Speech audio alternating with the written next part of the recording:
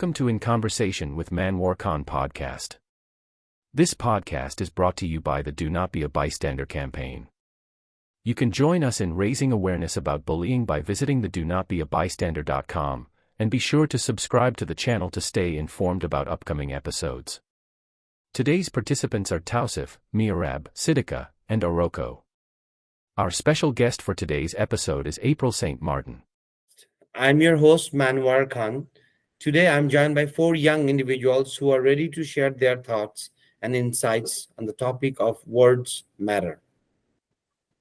These kids, they all have the same goal, eliminating bullying from school and community. These young individuals are very passionate about addressing this issue. Today, our participants are Tausif, Mehrab, Siddika, and Orko. Before we continue, I would like to introduce our special guest for today's podcast, April St. Martin.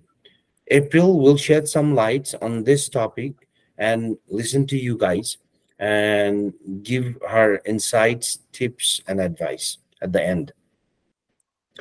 I would like to talk a little bit about April. April was born and raised in Edmonton. She enjoys personal development and lives within purpose, intention, and integrity. April loves spending time with friends and family and loves music. She believes in self love and personal growth and spirituality. Thank you, April, for joining us today. And thank you, everyone, for joining this podcast. So now that we have introduced our participants, let's get started with our question. So the first question is for Tausif. The power of words is undeniable. They have the ability to shape our thoughts, evoke emotion, and leave a lasting impression on our life. What words have the power? Do you think, Tausif, that how these words can influence our thoughts and our feelings? And can you think of a time when someone made you feel happy and encouraged using their Um, words? yes. Words obviously words have power to influence our thoughts and feelings because language is the primary tool we use to communicate with others and even ourselves. I think the words we encounter can evoke strong emotions and responses, like as you told, and shape our perception of the world. There are many just ways the word can influence us, but I will tell about two or three. Like, first of all, words can emotionally trigger us. Certain words carry emotional overtones that can evoke specific feelings or emotions. Words associated with love, joy, or success can uplift our spirits, while words associated with fear, sadness, failure can evoke our negative emotions.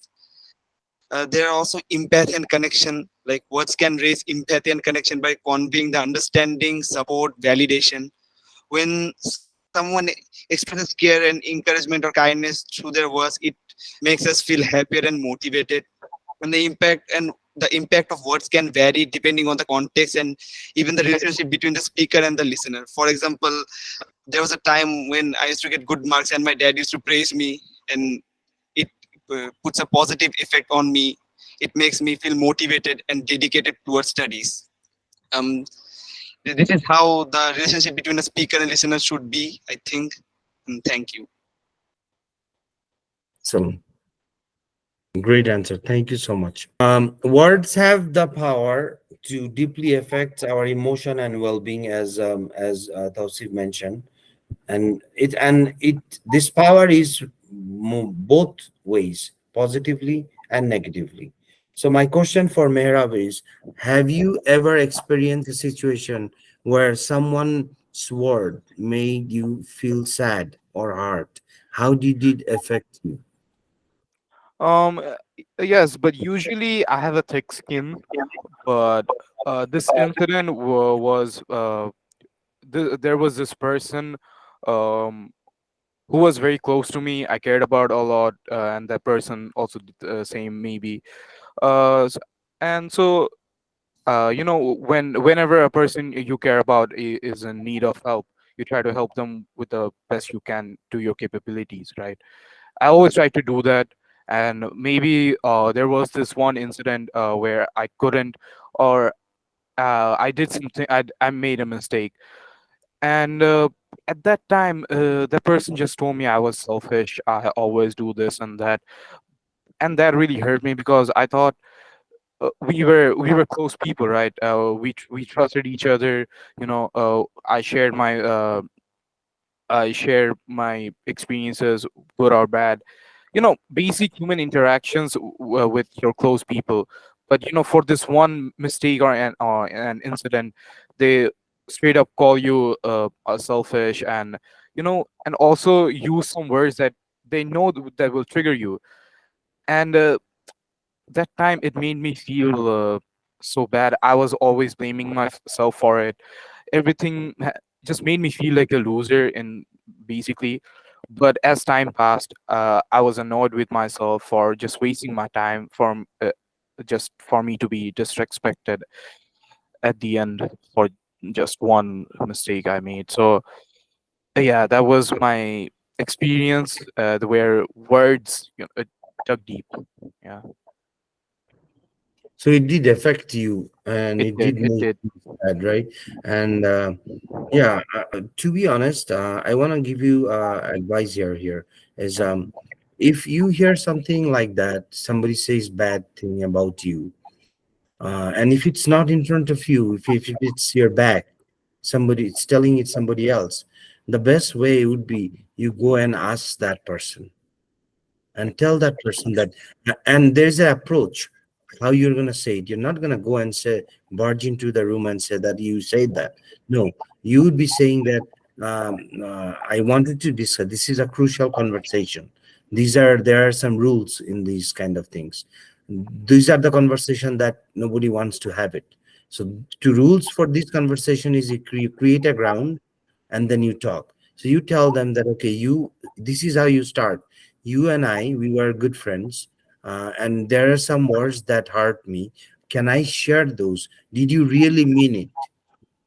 That's all you have to say. And after 1 day or 2 day, that person might come and say that, you know what, I didn't mean it, I just said it. But sometimes it's better to not, I should not use the word confront. I should say, go and ask that person. Maybe that person didn't even say it. But if it say that in you in person, then even at that heat of the moment, maybe she said or he said it, you do not react, you respond. Do you know why? And response in this kind of words situation, you do not react. And the difference between react and response is you remove the emotion and then you respond. And react is full of emotion. So you remove the emotion and respond, say, hey, why did you say that? Okay, maybe I am wrong. Can you tell me, did you really mean it and why? I need to know that. That's it. You're not reacting, you just respond. So just a tip, but you already gave a wonderful answer. Thank you so much, Mara. I You're just welcome. wanted to share that. Thank you. So supporting and encouraging our friends and family is a important aspects of fostering positive relationship. So my question for Siddhika is, what are some ways we can use um, our words to support and encourage our friends and families and people in our communities? Well, using words to support and encourage our friends and families is an essential aspect of maintaining healthy relationships. Because as Meher mentioned, words can cut deep and they can hurt you. So I think we should all ensure that we're using positive words and using our words carefully and trying to encourage and support our families and friends always. So some ways you can use your words to provide support and encouragement are, for example, by expressing appreciation. You can regularly express your gratitude and appreciation for presence or contributions of your friends and families. Acknowledge their efforts, achievements, and positive qualities because simple statements like, I'm glad to have you in my life, or you're doing an amazing job can go a long way, and it may mean more to them than you could ever fathom. And another way is to offer words of encouragement. When your loved ones face challenges or are working towards their goals, offer them words of and encouragement. Let them know that you believe in them and their abilities. For example, say phrases like, "You've got this," or "I believe in your abilities to overcome this hurdle," because it might just be what they want to hear or need to hear. And I believe that a crucial part is also to be a positive influence. Surround yourself with positivity and spread it to your friends and family. Share uplifting stories, quotes, or affirmations that may inspire them. Avoid negativity or harsh criticism and focus on constructive feedback and support, as it can hurt them greatly. And remember, actions often speak louder than words. Along with using supportive language, be there for your loved ones in practical ways. Offer, offer assistance and show up when they need you. Build strong relationships. Building strong relationships require consistent effort and genuine care. So use your words carefully and try to be for your loved ones as much as you can. Thank you. Right. Excellent. Thank you. Thank you, Sidika. That's a nice answer. My last question is for Orko. In a diverse and inclusive society, it is essential to use our words very carefully and make sure that we do not hurt other people. So, my question for you is, how can we use our words to promote inclusivity and create a welcoming environment for everyone? So I think that to promote inclusivity, uh, as Ryan already said, that there are ways to verbally communicate kindness and give validation and motivate other people with words, and words have a lot of impact, especially when they're phrased positively. And it is always important to have humility, and there with having humility, you can always encourage people instead of using your words in a negative way that might lead other people to be discouraged. And and also to promote inclusivity, the um, you can show gratitude to other people, and you can maybe uh, tell other people that they are capable as well. And you can whenever there's like an event, or let's say that there's a program, and let's say there's a sports program or something like that, and uh, inclusivity meaning that you don't discourage anybody from playing, even if they're playing bad, even if they're making mistakes. You don't straight away just use harsh words, use discouraging words to um, put them down. Instead, you encourage them, and that's the main point of actually including people in creating like this welcoming environment for everyone. And another way to include people is to have a safe space for people's belief, not always not always creating a conflicting or putting down other people's belief. Instead, having this empathizing approach to other people's beliefs and what they say and what their views, and not really disrespecting them. And that's very important, because uh, using those using those disrespecting them, because they're like, there are many different people, and if they have cultural differences, or just people have a lot of differences, people are different. And it is really important to respect everyone and use inclusive words, or just positive words in general, because words really do matter. And yeah, that's my answer to your question. Thank you. Excellent. So your question was structured the way it is. It's a diversity and inclusivity. Inclusivity. Yeah. So there's somebody told me once that there is a quote, um, um, diversity and inclusivity. Inclusivity. Can you say that word for me? I can't even. Inclusivity. Yeah, exactly. Inclusiveness. So diversity and inclusiveness is very much related. I Yeah. can invite you to my party, but I will not allow you to dance. So I am encouraging diversity here. Yeah, you all come, but only few people can dance. So basically, what it means is you are allowed, yeah, you can come, but I'm not giving you the control to do anything. I'm not letting you participate on those things. So that's why only diversity doesn't work alone. You have to make sure we inclusiveness is there, right? And that's exactly you just said.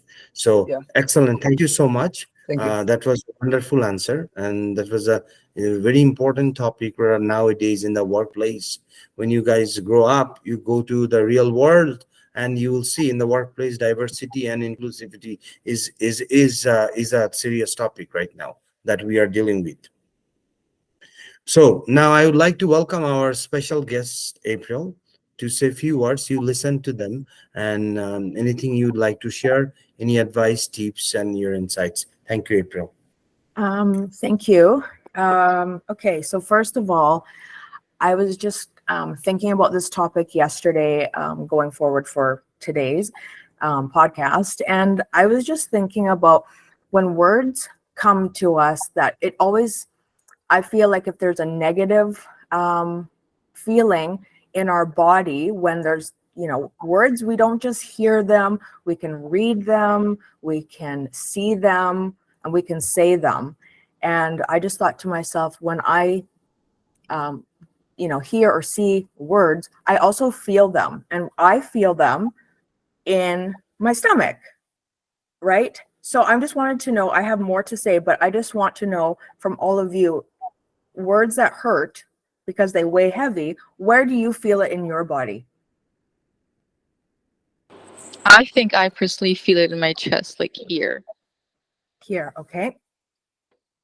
Personally, for me, is it's really synonymous to physical pain. It's like your whole body just shuts down and you feel really sick. Yes. And my brain just stops processing it. Like I just feel very bad when someone says harsh things to me. Merab. Well, when someone says harsh things, as you said, the advice you gave me, I try to do that. Just calm down, leave the emotional thing aside, and just reach out to it actually, and just ask them the questions that you said. Do you mean it? Why do you say that? What did I do to you? Yeah, yeah, exactly. Some those basic things. And Manwar, what about you? Where do you feel it? I feel it in my heart, and I think it stopped. It hit my brain too, because I stopped thinking, and like it stopped processing other words. Okay. So that was the first thing about, okay, if it was negative and excuse me, but also when there's words that, encourage us or lift us or support us or excite us, we also feel that as well. And that could be a completely different experience. Like we could feel very excited and happy, and we could feel like our heart racing because it's so great, like we're being praised for doing something good or encouraging. So it's on both sides of the coin, but just to acknowledge the piece around that, it also, we feel it too, not just only hear it. And also, like the words that we say or hear, it holds a lot of weight. And that's, at school, at work, with friends, with family, just out in general public with complete strangers as well. So words really are, have a big impact no matter where we are or where we go in our life. So it's always important to be mindful and respectful towards anyone with anything that we're saying, because it is so easy to say something, and sometimes we can't take those words back. And so for me, I just, in my development, in my growth and learning, I listen and then I respond, because as human beings, it's so easy to just come back right away with like a statement or a comment, and then that has adverse side effects later because that person is either upset or mad, and that can be the same like towards us too. So that's kind of the way I look at it. I just kind of take a step back, and yeah, words definitely do matter. So everything that everyone has shared today is completely on topic with the way I feel about things as well. And yeah, so that's truly how I believe that we set a tone for the conversations that we have, and it's an energy. And yeah, going forward, it's just best to take that time to respond as well. So thank you guys. Thank you, April. I just want to add one more thing. What April just said on based on that, step back. Take a step back. That is so important. When you really want to say something, you are angry. You want to reply to an email or you want to reply to a text that you really have to, because if you don't want to reply, you feel like that. No, I am not responding. It's a um, it's one of my mentors told me that, okay, there's email came in my inbox and that person says that, okay, this needs to be, this was supposed to be done 2 days ago, how come it was not done yet? Your team didn't do it properly. And I was so angry, my team already did it, and I was so angry, I was ready to reply, okay, you know what, first of all, you need to check your assignments and the inbox and see if those are there. All the tasks were done, and I was going to say it, but I would be saying it very not very politely, that's for sure. But my supervisor, my mentor, came at that time and said, you know, Manwar, the response would be the same, but just do not reply right now. Take 1 hour, what April just said. Take a step back. Take 1 hour, go for a walk, come back, and then your response would be different. And you're right. After 1 hour, when I came back, when I replied, I said, "Hey, sorry, sorry that we didn't mention, but actually these are done." And right away, she replied that, "Okay, I'm sorry, I didn't check it. It's my fault." Ended up like this. If I would have started the fire, I could have, but it would go far all the way, right? That's why whenever it comes in your mind, all I'm saying, do not text back right away. Do not reply right away if you don't like it. Just wait and think few minutes and sometimes sleep on it. That's my mentor used to say. Sleep on it. Tomorrow morning, you find out what would be your reply. If you feel like the same way, then reply tomorrow. But take 24 hours. If it is it can start a real dispute. Do not go for it. Just That's putting why. all the emotions aside. Yeah, go ahead. Yeah, go ahead. Orko, do you want to speak? Oh no, I was just saying that just putting the emotions aside and really just understanding what's right to do is what he was talking, as Manwar was actually saying. I was just adding to that. I'm just done talking. Yeah. No, that's good. I also wanted to mention that, you know, like we're in a very tech world, always texting, emails, it's always coming at us. And without like thinking, it's very easy to jump in and, you know, unleash with a heavy response. But what I've been doing personally, if I get a text message or an email that I'm not like wanting to respond to, I just feel like a negative vibe around it. Sometimes, like for me, because I know I have to respond, say within that day, but even if you put the phone down or walk away from the computer, just getting up and shifting your energy, like go to the kitchen, get a drink, have something to eat, step outside, just even you can call a friend and say, hey, this is what I'm faced with right now. Even ask for support and, you know, have that conversation with somebody else and say, am I overreacting, or what's your take, or just anything that you can get just a bit of a shift in your energy, and ask for advice from someone else. That normally helps too, because that helps for me. Exactly. Do It you really guys have does. any questions for April?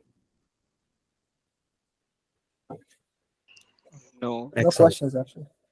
All right. Thank you so much, April, for your insights. Thank you so much for listening to today's episode. Before we wrap up, I would like to remind our listeners that there are several resources available to help individuals dealing with bullying. The Government of Alberta has a bullying helpline which provides support and advice to those experiencing bullying, and that number can be reached at 1-888 456 2323. Bullying is a violation of human rights. Under no circumstances is bullying acceptable. Thank you for joining in conversation with Manwar Khan, and we will see you next week. Bye, everyone. Thank you for having us. Bye. Bye. Bye. Thank you. Goodbye. Take care. Thank you.